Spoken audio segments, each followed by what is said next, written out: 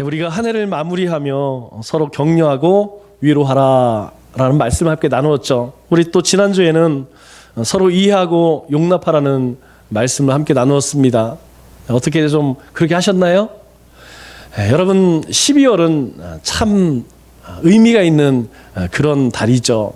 왜냐하면 주님이 오신 날입니다. 주님이 오신 날이 있고요. 또 한 해의 마지막이고 또 새로운 한 해를 준비하는 그런 해예요. 우리말에 용두삼이라는 말이 있죠. 시작은 이제 거대해.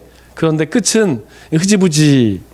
이것보다는 시작은 좀 시원찮아도 우리 마무리가 알차게 잘 마무리가 되면 굉장히 흐뭇하고 또 새로운 출발하기에 좋습니다. 여러분들이 한 해를 이렇게 돌아보면서 특별히 우리 가운데에, 내 삶 가운데에 좀 아쉬운 것들, 그것을 우리가 한 번씩 돌아보는 시간을 가지고 있어요. 여러분, 아직 이해하지 못하고 또 용납하지 못한 그런 일들이나 그런 사람이 있다면 여러분, 이 한 해가 가기 전에 꼭 손을 펼쳐서 사화하고 화목하고 여러분 마음 가운데 있는 짐을 내려놓으시기 바랍니다. 오늘은 한 해를 마무리하면서 어려운 사람을 도우라 라는 주제를 가지고 내 손을 펼치라 라는 말씀을 함께 나누겠습니다. 우리 예수님을 믿는 사람들이 신앙생활을 하면서 마음에 큰 부담감을 가질 때가 있어요. 그런 부담감을 우리는 거룩한 부담감이다 이렇게 이야기를 하죠. 이것은 성령님께서 가르쳐 주셔서 깨닫게 하시는 하나님의 음성일 때가 많이 있습니다. 그럴 때 있죠. 피곤한데 오늘은 교회 가지 말고 좀 쉬자. 그런 마음이 들 때에 그래도 하나님께서 나에게 내 자리를 주셨는데, 나에게 직분을 주셨는데, 나에게 은혜를 베푸셨는데 내 자리만큼은 철저하게 지키자. 또 다른 사람들도 많이 있는데 내가 그 일을 꼭 해야 되느냐, 나 없어도 누군가는 하겠지. 그런 생각이 들 때에 그래도 내가 아니면 누가 하겠어. 바쁘고 분주하지만 그래도 내가 할 일은, 또 나에게 주어진 일은 내가 잘 감당하자. 이런 생각이 드는 것은 하나님의 뜻일 때가 많습니다. 또 하나님은 왜 저런 사람을 만나게 했을까? 우리가 늘 그런 고민을 하죠. 왜 저런 사람을 만나게 하셨을까? 우리가 세상에 나가면요, 참 희한한 사람들 많이 만나요. 참 이상한 사람들 많이 만나요. 또 사실은 우리 이 공동체 안에도 다 내 마음에 맞는 건 아닙니다. 가끔 보면 참 나하고 참 너무 달라도 너무 다른 사람들 많어. 그런데 그런 사람을 볼 때 왜 저런 사람을 만나겠을까? 왜 저런 사람들과 함께 신앙생활을 했을까? 또 저 사람을 왜 내가 도와줘야 되나? 저런 사람을 위해서 내가 왜 희생을 해야 되느냐? 이런 마음을 갖게 하는 것도 일종의 거룩한 부담감이다 이렇게 이야기할 수가 있죠. 제가 처음 필리핀 산페드로라고 하는 지역 마닐라에서 1시간 반 정도 이렇게 내려가면 필리핀에 굉장히 큰 호수가 있습니다. 그러니까 가난한 사람들이 도심지에서 이제 개발이 되니까 쫓겨서 이런 빈민가에 와서 살 수밖에 없습니다. 이곳에서 처음 선교를 할 때에 제가 참 이상하게 느낀 게 무엇이냐면, 현지에 이제 어린 아이들이 있죠. 우리로 따지면 한 중학교 1, 2학년, 초등학교 5, 6학년 요쯤 되는 애들이 한 20명, 30명이 따라다녀요. 선교팀이 한 30명, 40명 가면 그 선교팀의 아이들이 학교를 안 가고 쫓아다닙니다. 참 이상한 게 무엇이냐면 이 아이들은 왜 학교를 안 가고 선교팀만 쫓아다니나, 그거 좀 되게 이상했어요. 그런데 나중에 알고 보니까 학교에 진학을 할 수가 없습니다. 그러니까 보통 이들 그 공무원, 교수 월급이 지금도 마찬가지라고 해요. 많이 받는 사람이 50만 원, 그리고 보통 공무원의 월급이 한 30만 원, 35만 원. 그런데 여러분, 이것이 어느 정도 수준이냐면, 우리가 한 가정에 이제 가정부를 드리잖아요. 우리는 도움이라고 하는데 예전에는 가정부라고 했죠. 그분들 이렇게 선교사님들이 주는 페이가 보통 30만 원 정도 돼요. 그러니까 굉장히 사실은 좀 열악하죠. 일반 이 빈민가의 사람들은 보통 하루에 생활비가 1,500원 정도 됩니다. 가면 우리가 상상할 수가 없어요. 우리 사진에 보면 이쪽 왼쪽에 이게 좋아 보이는 집이 있죠? 이 좋아 보이는 집이 아니고 그 빈민가에서도 쫓겨서 산 꼭대기에다가 강제 이주시킨 거예요. 그냥 양철판, 우리 옛날 그런 집 있었죠? 해서 그냥 그쪽에 가서 강제 이주시켜서 아무것도 없습니다. 아무것도 없어요. 그냥 떨렁 져놓고 여기가 살아라. 살 수가 없죠. 그런데 여기 아이들이 무슨 소망이 있겠어요? 뭐 가난하여서 학교를 갈 수가 없습니다. 그러니까 그게 대물림이 되죠. 왜? 아버지도 그렇게 살았고 할아버지 그리고 증조 다 그렇게 살았기 때문에 아이들이요 의당 그렇게 사는 거예요. 그러니 이 아이들이 무슨 소망이 있겠습니까? 이 아이들이 무슨 꿈이 있겠어요? 아무 꿈이 없어요. 그냥 하루하루 그냥 오늘 하루도 한 끼 먹으면 두 끼 먹으면 행복한 거예요. 그걸로 끝입니다. 그래서 이 아이들을 보면요 굉장히 참 똑똑한 애들 많아요. 그럼에도 불구하고 가르치지를 못해요. 그런데 이 선교 마지막 날 장로님 한 분이 이 사진을 찍는 장로님이었는데 선교팀 단장을 맡았죠. 그런데 이 장로님이 자기 그런 애들 있죠. 이렇게 잘 와서 이렇게 좀 이렇게 잘 도와주는 애들, 금방 이렇게 친해지는 그런 애들. 우리 다음 사진을 보면 요 장로님이에요. 이쪽에 오른쪽에 있는 장로님인데 사진을 찍으시는 단장님인데 이분이 마지막 날 나가면서 그런 이야기를 하시는 거예요. 제가 나를 도와줬던 이 친구를 좀 후원하고 싶다. 후원이라는 게 뭐냐면 상급 학교, 거기는 중고등학교가 이렇게 같이 있는 학교가 많아요.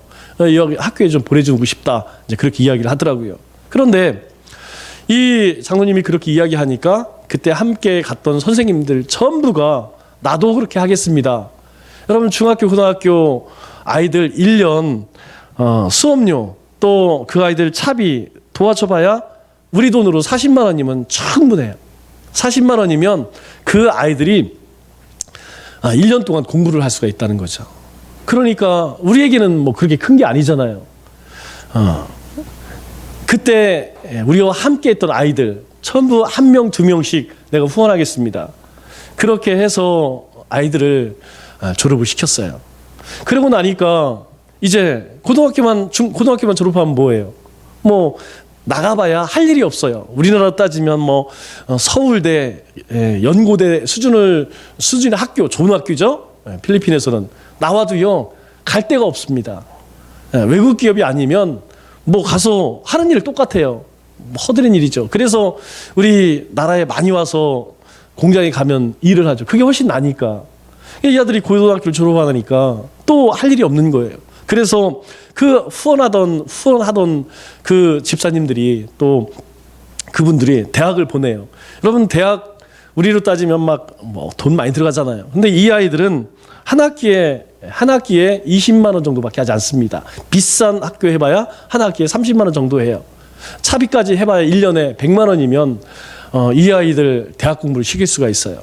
저도 이 아이들 10년 넘게 그렇게 해서 졸업을 시켰죠. 그런 아이들이 무려 한 30명 가까이 됩니다. 그런데 놀라운 것은 무엇이냐면 이 아이들이 대학을 졸업하니까 그때부터 외국에 이제 콜센터 이런 기업들이 굉장히 많이 들어오게 돼요. 그러다 보니까 취업이 쉬워지죠. 이 외국계 회사에 가게 되면 얼마를 받느냐면 100만 원을 넘게 받습니다. 이게 얼마나 놀라운 일이냐면 이 아이들이 한 가정의 가장이 됩니다. 자기만 사는 것이 아니라 자기 동생들, 우리 예전에 그랬죠. 우리 제일 큰 누나 서울에 공장에 가서 동생들 다 키웠잖아요. 그렇게 희생했잖아요. 그것처럼 집안에 이 한 사람이 그렇게 서게 되면 한 가정이 사는 거예요. 가정 사는 게 아니라 그 가문이 살아갑니다. 왜냐하면 소도 비빌 언덕이 있어야지 우리가 일어선다고 그러잖아요. 비빌 언덕이 없으니까 늘 그 모양인데 한 사람이 그렇게 서게 되면 그 가정과 그 가문이 다 살아요. 뿐만 아니라 이 친구들이 얼마나 교회에 좋은 리더십들이 되었는지, 여기 사진에 보면 이쪽 왼쪽 꼭대기에 있는 것이 그 어렸을 때의 사진, 그리고 나머지는 제가 페이스북에서 요즘에 다운을 받았어요. 이렇게 잘 컸습니다. 잘 커서 교회에 좋은 리더십들이 되고, 그리고 가정에 좋은 대들보들이 다 됐죠. 그때 우리 가운데에 주신 마음과 생각이 무엇이냐? 하나님의 뜻을 이루기 위한 주님의 두드림이셨다. 그걸 느껴요.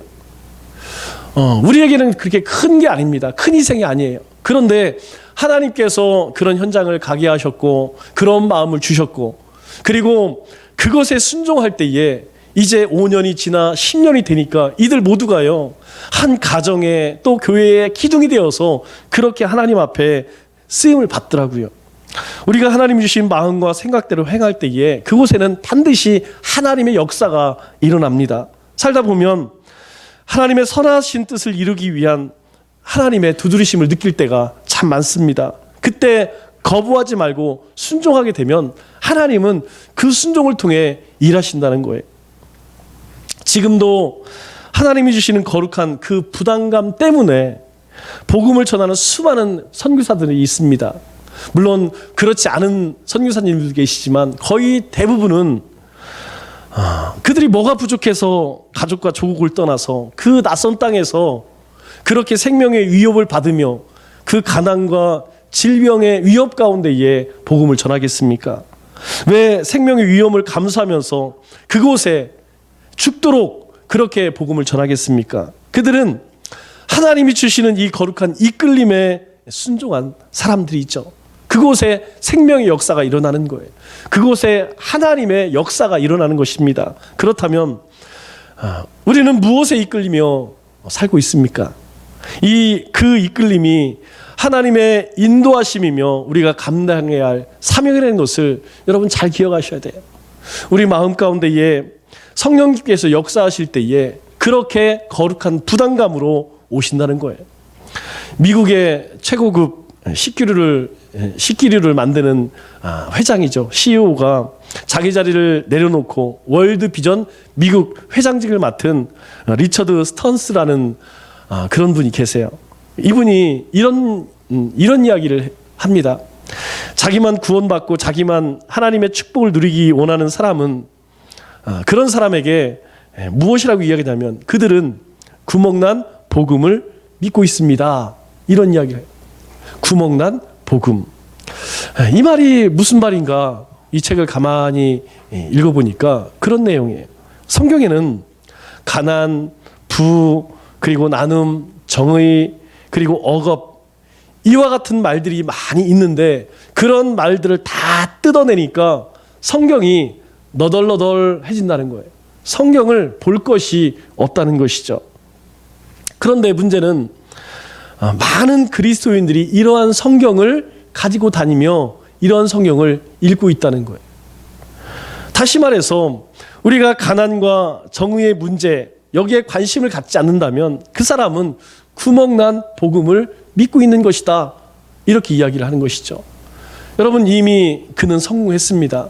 그 자리에서 많은 것을 누릴 수 있어요. 그리고 그 자리에서도 얼마든지 세계 선교 감당할 수 있었습니다. 그런데 그 자리, 그 최고급 식기류 그 CEO 자리를 내려놓고 왜 선교 현장을 갔을까요? 그는 뒤늦게 깨달은 거예요. 내가 구멍난 복음을 내가 믿고 있었구나. 내가 성경 가운데에 내가 가장 부담스러워하는 그 베풀고 나누는 삶, 섬김의 삶, 그것은 다 빼버리고 내가 이제까지 헛된 복음만 믿었구나. 그것을 깨달은 것이죠. 오늘 우리가 읽은 이 신명기 15장은 빛을 면제해주는 안식년 규례에 관한 그런 말씀입니다. 이 율법에 따르면 가난한 사람이 빛을 갚을 수 없을 때에 이 안식년이 되면 그것을 다 탕감해 줘야 돼요. 이 말씀을 들으면 우리는 그런 생각이 들죠. 꿔준 돈을 우리가 받을 수 없다면 누가 돈을 꿔주겠는가? 여러분 그렇지 않겠어요? 뭐 꿔줄 돈도 없지만 그럴 상황이 되어서 우리가 꿔준다면 아니 7년이 지나면 그것을 탕감해 줘야 되는데 내가 왜 돈을 꿔줘야 돼? 돈을 꾼 사람은 희소식이지만 돈을 꾸어주는 사람에게는 뭐 날벼락 같은 그런 말씀이죠. 이 말씀을 우리가 이해하기 위해서는 안식년과 이 안식일의 개념을 잘 이해할 수 있어야 돼요. 우리 15장 1절 말씀을 보면 이렇게 이야기합니다. 매 7년 끝에는 면제하라. 이 이야기가 뭐냐면 첫째로는 6년 동안 열심히 농사를 짓고 그리고 마지막 7년째에는 농사를 짓지 말라는 얘기예요. 너희가 누구에게든 땅을 샀다면 또는 너희가 빚을 지게 했다면 7년째가 되는 해는 그것을 다 쉬게 하라. 다 탕감해 줘라. 그런 의미입니다. 그러면 문제가 생겨요. 어떤 문제가 생기냐면 6년 동안은 농사를 잘 지었습니다. 그러면 7년째가 되는 이 안식년에는 무엇을 먹고 살죠? 농사를 짓지 않는데 먹고 살 게 없잖아요. 그래서 이 안식년과 안식일 이 개념 속에는 어떤 의미가 담겨져 있냐면 내가 단순히 쉬는 것, 또 땅을 휴영케 하는 것, 그거 이면에는 바로 하나님의 돌보심이 있다는 것이 이 안식년의 핵심적인 메시지예요. 즉 너희가 너희 힘으로 그렇게 열심히 수고하지 않아도 너희가 하나님의 말씀과 하나님의 은혜를 쫓아 살 때에 하나님께서 내 삶을 책임지시겠다는 거죠. 내가 하나님께 내 삶을 맡기면 내가 쉬는 그 1년의 삶, 내가 그 주일, 그날의 삶도 하나님께서 지켜주시겠다는 거예요. 그 말의 의미가 무엇입니까? 바로 하나님의 백성들에게 생명의 주권자, 모든 것의 주권자가 하나님이심을 인정하라. 이것을 말씀하는 것이죠.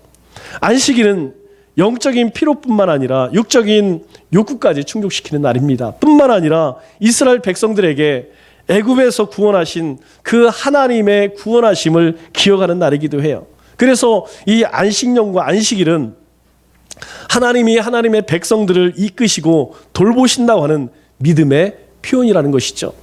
누가 갚지 않을 돈을 꾸어주겠느냐? 그게 아니에요. 내가 비록 꾸어져서 받지 못한다 할지라도 그 삶을 하나님께서 지키시겠다는 그 믿음의 확신을 갖는 그런 개념이죠.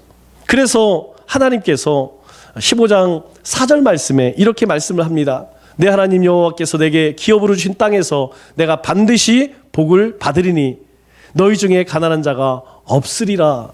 언제요? 바로 안식년을 잘 지킬 때에 안식일, 즉 지금의 주일을 너희가 잘 지키면 그 주일날 열심히 장사를 하고 안식년에 열심히 농사를 짓는 것, 그것으로 인하여서 너희가 어려움 당치 않겠다는 거예요. 하나님께서 복을 주시고 너희 가운데 너희 중에 가난한 자가 없을 것이다. 왜? 바로 우리의 삶을 책임지시는 분은, 우리의 삶을 채우시는 분은 하나님이시라는 거예요. 뿐만 아니라 6절 말씀을 보면 또 이렇게 이야기를 하죠. 내가 여러 나라에 꾸어줄지라도 너는 꾸어주지 아니하겠고 내가 여러 나라를 통치할지라도 너는 통치를 당하지 아니하리라. 언제요? 바로 하나님께서 우리의 삶의 필요를 공급해 준다는 사실을 믿고 그 하나님의 주권적 역사 가운데 살아가는 내 삶 가운데 절대로 어떤 민족도 너를 그렇게 통치하지 못하게 할 것이고 내가 어느 누구에게도 꾸어줄지언정 꾸지 않겠다. 그렇게 하나님께서 약속하십니다. 하나님의 백성은 가난한 형제에게 인색하지 말라고 그렇게 이야기해요. 내가 손을 움켜쥐어서는 안 된다고 이야기를 합니다. 그래서 7절 8절에 뭐라고 이야기합니까? 이렇게 이야기하죠. 그 가난한 형제에게 내 마음을 완악하게 하지 말며 내 손을 움켜쥐지 말고 라고 이야기해요. 우리 가운데에 그런 연약한 자들이 있다면, 그런 가난한 자들이 있다면 그들을 향해서 내가 손을 움켜쥐지 말라는 거예요. 그리고 뭐라고 이야기합니까? 반드시 내 손을 그에게 펴서 그에게 필요한 대로 쓸 것을 넉넉하게 꾸어주라는 거예요. 그럴 때 하나님이 약속하신 것이 무엇입니까? 바로 4절로 6절 말씀 가운데 하시는 약속이에요. 하나님께서 내가 꾸어줄지언정 꾸지 않는다는 거예요. 그 누구의 통치도 받지 않는다는 거예요. 하나님께서 그 삶을 복되게 하시겠다는 거예요. 그래서 안식년이 돌아온다는 이로 인하여서 안식년이 이제 가까이 오니까 내가 돈을 구워주면 안 되겠다. 야, 내년에 안식년인데 올해 구워주면 나 그거 못 받아. 그렇게 하지 말라는 것이죠. 왜 그렇습니까? 9절에 이렇게 이야기를 하죠. 9절에 삼가 너는 내 마음에 완악한 생각을 품지 말라라고 이야기해요. 야, 가난한 사람들에게, 어려운 사람들에게 내가 베풀었다가 그거 다시 돌려 못 받으면 내가 얼마나 손해야. 이것은 하나님 앞에 악한 생각이라는 거예요. 그래서 내 궁핍한 형제를 악한 눈으로 바라보며 아무것도 주지 아니하면 그것이 내게 죄가 된다. 그렇게 이야기해요. 여러분, 하나님은 우리 가운데에 영으로 계십니다. 그래서요, 우리가 이렇게 조금 힘겨워하고 또 삶의 어려움을 겪는 우리 이웃들을 바라보게 되면, 우리 지체들을 바라보면 여러분 마음 가운데 어떤 마음이 듭니까? 우리 마음 가운데 궁휼한 마음이 들어요. 그 궁휼함이 무엇이라고요? 바로 하나님의 두드름이라는 거예요. 오늘 하나님께서 말씀하세요. 그럼에도 불구하고 그렇게 하나님이 내 마음 가운데에 궁휼한 마음으로 두드리심에도 불구하고 내가 손을 움켜쥐면 그것이 너에게 죄가 될 것이다 말씀하죠. 그러나 하나님의 약속을 우리가 믿고 하나님이 내 삶의 필요를 채워주신다고 하는 이 믿음의 확신을 가지고 살 때에 10절에 무엇이라고 이야기합니까? 하나님께서 그렇게 이야기하죠. 내가 하는 모든 일과 내 손이 닿는 모든 일에 내게 복을 주시리라. 여러분, 이 말씀을 꼭 기억하세요. 내가 하는 모든 일, 여러분들이 어떤 일을 하든 그 일에 하나님께서 복을 주시겠다는 거예요. 여러분 직장을 다니시면 그 직장에서 인정받고 칭찬받고 그리고 하나님께 쓰시겠다는 거예요. 뿐만 아니라 내 손이 닿는 모든 일, 내가 어떤 계획을 하든, 내가 이후에 사업 계획을 하든, 내가 이후에 어떤 꿈을 꾸든 하나님께서 내게 복을 주시겠다. 여러분, 이 복이 뭡니까? 하나님이 함께 하시는 복이에요. 하나님께서 형통케 하시는 복을 주시겠다는 거예요. 그래서 뭐라고 이야기합니까? 너는 반드시 그에게 줄 것이요, 줄 때에는 아끼는 마음을 품지 말 것이니라. 그렇게 말씀하고 있습니다. 한국 사람들의 아웃도어 사랑은 지난주도 말씀드렸죠. 우리 단기 선교를 가면 출발할 때에 물론 옷을 2벌씩 줍니다. 그래서 하루씩 이렇게 돌아가면서 이제 빨아서 입죠. 출발할 때는 다들 아웃도어 정말 막 어디 에베레스트 올라가는 것처럼 그렇게 하고 가요. 뭐 모자, 선크림, 그리고 뭐 장갑, 살탁가방 막 이것저것 다 챙겨가죠. 돌아올 때는 어떨까요? 여러분, 돌아올 때에 그것 가지고 오는 사람 제가 별로 못 봤어요. 돌아올 때에는 그곳에 있는 청년들, 그곳에 어려운 사람들을 보고 자기의 유니폼뿐만 아니라 자기가 입고 갔던 옷 다 내어줍니다. 자기 모자, 선글라스, 그리고 신발, 심지어는 속옷까지. 왜냐하면 저희도 어렸을 때에 이 팬티 엉덩이에 보면 구멍 난 거 종종 있었어요. 그러니까 우리는 그런 거 안 입었어도 우리 부모님들은 그런 거 입으셨더라고. 그곳에 가면, 빈민가에 가면 지금도 그렇게 사는 친구들 정말 많습니다. 그거 보고 그냥 오는 사람이 없어요. 있는 거 다 내어줄 수밖에 없습니다. 내가 이거 교회에 선물로 살아가야지. 내가 이거 우리 가족, 나 후원했던 사람들 사다 줘야지. 그렇게 선물하려고 했던, 마지막까지 꿍쳐놓았던 그 돈까지 다 열어서 우리가 다 주고 올 수밖에 없죠. 우리가 어떤 사람을 보고 안타까움이 들 때에 참 안 됐다, 거기에만 그친다고 하면 무슨 소용이 있겠습니까? 우리 교회에 자주 오시는 아주 뻔뻔한 분이 계세요. 김현주라고 하는 분입니다. 지난주도 오셨죠. 이번 주에도 얼마나 뻔뻔한지, 제가 배가 고프면 여기 괴산식당에 가서 식사를 하세요 그랬더니 자기만 가서 먹은 게 아니라 자기 친구들 데려가서 청국장을 드셨더라고요. 청국장을 그냥 먹으면 또 맛이 없으니까 주님과 함께 또 한잔 하셨다고 하더라고요.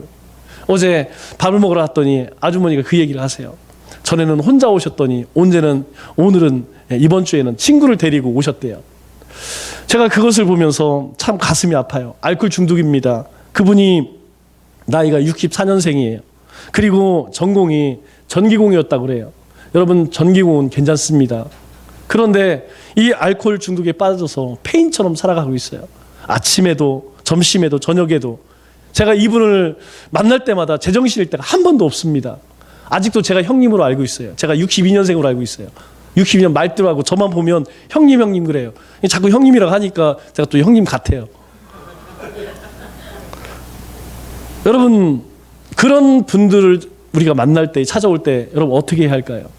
우리에게 도움이 안 되니까, 우리에게 별 유익이 안 되니까 이제 그만 오세요, 가서 밥 먹지 마세요, 그래야 할까요? 여러분, 만일 주님이셨다면 그런 분들에게 어떻게 하셨을까요? 여러분 혹 그런 분들을 보면 주님이 하신 것처럼 했으면 좋겠어요. 따뜻하게 우리 식당에 좋은 자리로 안내하셔서 그분이 정말 먹고 남길 만큼 그렇게 주시고, 또 갈 때에 뻔히 알지만 뻔히 가면서 몇 푼 주어지면 그것으로 또 주님을 영접하겠지만, 그럼에도 불구하고 여러분 그런 분들 외면하지 마세요. 왜 그렇습니까? 주님이 그렇게 하지 않으셨어요. 이 세상 가운데에 아무리 그렇게 소외받는 자들이라 할지라도 주님은요, 단 한 번도 그들을 향하여서 고개를 돌리거나 외면한 적이 없으시다는 거예요. 주님이 이후에 우리에게 그거 물으시겠다는 겁니다. 언제 내가 너와 함께 있느냐? 바로 가난한 자에게, 없는 자들에게, 소외자들에게 베풀었던 그것이 바로 나에게 한 것이다. 주님께서 나중에 하나님 앞에 섰을 때에 내가 손을 펴서 행한 것, 그것으로 내가 주님을 얼마나 사랑했는지 내가 측량하겠다, 내가 재보겠다, 그렇게 말씀하시죠. 그래서 잠언 19장 17절에 우리에게 뭐라고 이야기합니까? 가난한 자를 불쌍히 여기는 것은 여호와께 구워 드리는 것이니. 여러분, 없는 자들, 연약한 자들, 그들을 돌아보고 우리가 그들에게 나눠주는 것, 그것은요 주님께 구워주는 거래요. 여러분, 구워주는 것은 다시 받는 것을 전제로 하죠. 우리가 그렇게 베풀면 하나님께서 하나님의 나라에서 우리에게 그 주님께서 구워가셨으니까 갚으시겠다라고 이야기합니까? 그게 뭡니까? 우리 고린도전서 13장 3절 말씀에 사랑이 없으면 그게 사랑이라는 거예요. 그게 주님의 마음이라는 것입니다. 주님께서 우리에게 주신 마음이라는 거예요. 내가 가난한 자들에게 손을 펴서 베푸는 것, 그것이 바로 하나님의 사랑이다라고 이야기해요. 우리 마태복음 19장 21절 말씀을 보면 뭐라고 이야기합니까? 내가 온전하고자 할진대 가서 내 소유를 팔아 가난한 자에게 주라. 그리하면 하늘에서 보화가 내게 있으리라 라고 말해요. 여러분, 세상 얘기는 안 하네요. 세상에서 내가 너를 잘되게 할게, 이런 얘기 안 해요. 그러나 하나님은 기억하신다고 합니다. 우리가 아무도 모르지만 손을 펴서 우리가 베풀 때에, 나눌 때에 바로 하늘의 보화가 내게 있을 것이다, 우리에게 그렇게 말씀하시죠. 또 누가복음 14장 4절에는 뭐라고 이야기합니까? 이는 의인들의 부활 시에 내가 갚음을 받겠습니다. 하나님께서요 반드시 갚으시겠다는 거예요. 갚으시겠다는 거예요. 국제연합 식량농업기구가 있죠. 이 보고에 따르면 10세 미만의 어린이가 5초에 한 명꼴로 지금도 굶어 죽고 있다고 합니다. 여러분, 그냥 죽는 게 아니에요. 굶어 죽는 거예요.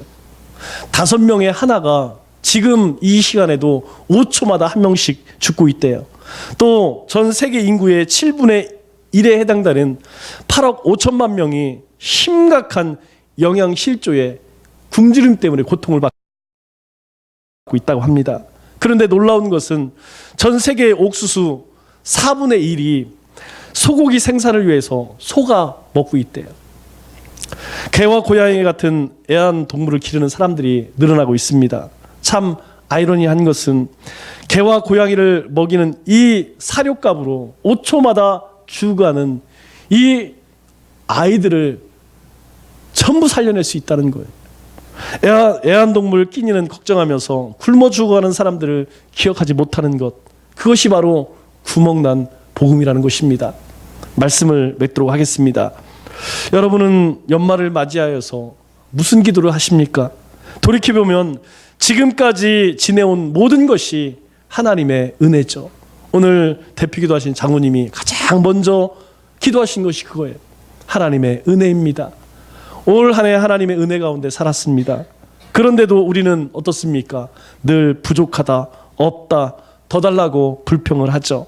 지금은 내 코가 석자니 형편이 좋아지면 내가 하나님께 드리겠습니다. 내가 이웃을 돕겠습니다. 우리 형제를 살펴보겠습니다. 그렇게 이야기를 하죠. 지금 있는 형편에서도 손을 펴고 살라고 오늘 주님께서는 우리에게 말씀하십니다. 우리가 어려운 이웃에게 사랑의 손을 내밀 때에 하나님은 더 큰 손을 펼치셔서 바로 우리의 삶과 그리고 하나님의 나라의 부활을 쌓는 것이라 그렇게 말씀하십니다. 올해가 가기 전 우리의 도움이 필요한 모든 사람들에게 그리스도의 따스한 사랑을 베푸는 우리 남청주 교회 모든 믿음의 권속들 되시기를 주님의 이름으로 축원합니다.